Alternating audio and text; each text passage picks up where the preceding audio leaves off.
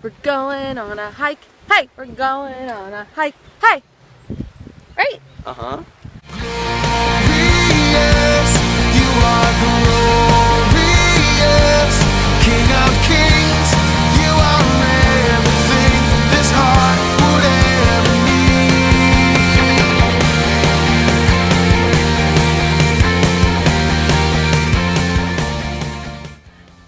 Look at this hike. It's so beautiful. So amazing. What word would you use to describe it, love? Amazing. Oh, I just used that one though. Great. It's you I'm living for. Death is no more. You broke the chains to the grave. I'll spend my life singing of the one who saved. I'm here with Jenna today, the founder of Blessed Is She. Jenna, what do you want to say to the young women of the world who watch my vlog? You didn't prepare me for that question. That's loaded. You got anything you want to say to them? Go get them. Woo! Greetings and welcome to Ask Emily, week 7. I'm out here. It's super sunny. I was going to try and do this without glasses, but there is no way. But I'm here to answer your questions that you've sent me this week. I have a couple of great questions. The first one is from Sarah, and she said, how do you deal with not feeling anything special in adoration? Here's the thing about adoration. Adoration is when we spend time in the presence of the Blessed Sacrament, when we spend time with Jesus Christ in the presence of the Eucharist. You can go to adoration at the chapel close by to your house. You can have big experiences of adoration at retreats or confirmation retreats or conferences or things like that. The thing about adoration is that it is simply about being in the presence of God. See, our faith is not based on feelings. Faith is never based on feelings, because if we based our faith on feelings, our faith life would go a lot like that if we went with just the way we felt about God or about faith or about the questions that we had.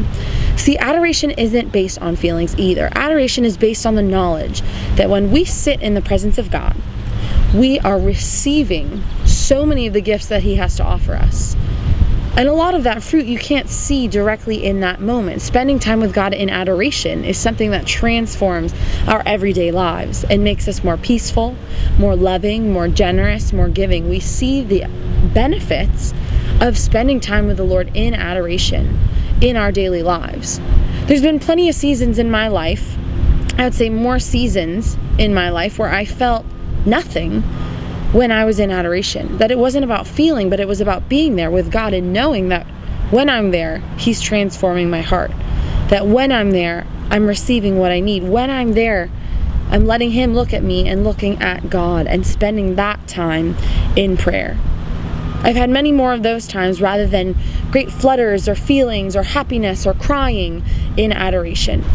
Another thing I like to think about when it comes to feelings, whether or not we feel feelings during adoration or something special or have special experiences, is thinking about Jesus' apostles. They spent a lot of time with Jesus. They got to know Him well, walked with Him every single day, learned from Him.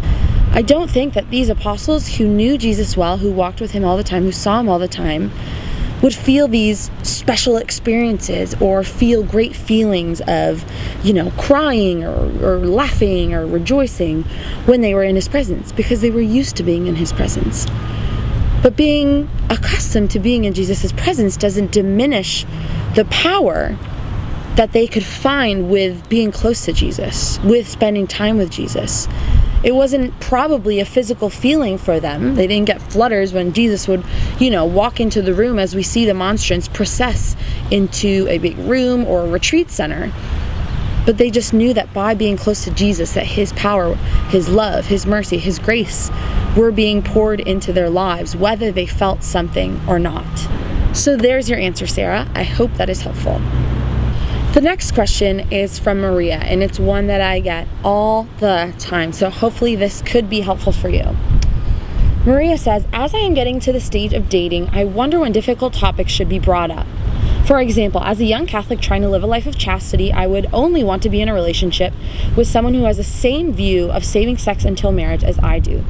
I don't want to get too emotionally invested, then find out he has a differing view, but that's also a heavy topic to be brought up on a first date.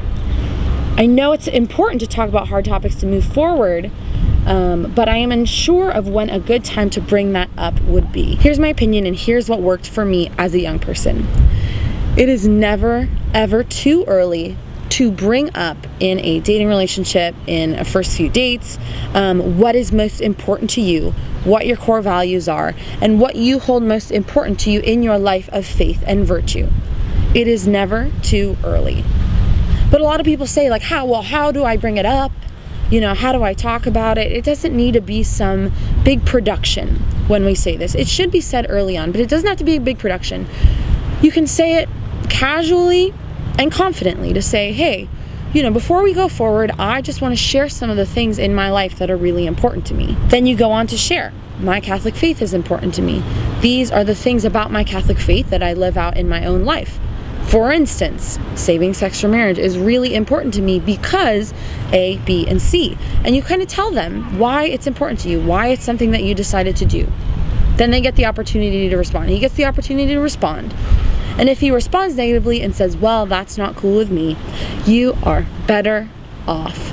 Believe me when I tell you, you deserve a man who not only respects your body and the fact that it is sacred and that it doesn't belong to him until he promises his life to you, but you also deserve a relationship with someone who has the same core values as you, who shares in the same important things, but also a man who respects the things that are most important to you. There are definitely men out there, I know many of them, who are willing to wait, and it seems like they're few and far between.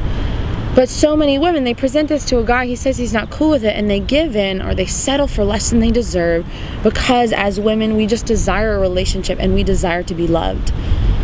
If that's one of your non-negotiables, things you will not negotiate on, that he simply just has to respect, which I highly recommend that it is in your life, don't give in and don't settle for less. You deserve the best. You deserve a man who is willing to honor your core values, honor what you find important. If he says, once again, that it's not cool with him, you are better off. Go find the next man who will honor you and love you and lead you closer to God, because that is what you deserve in a relationship. Don't be discouraged. There are good men out there willing to wait with you.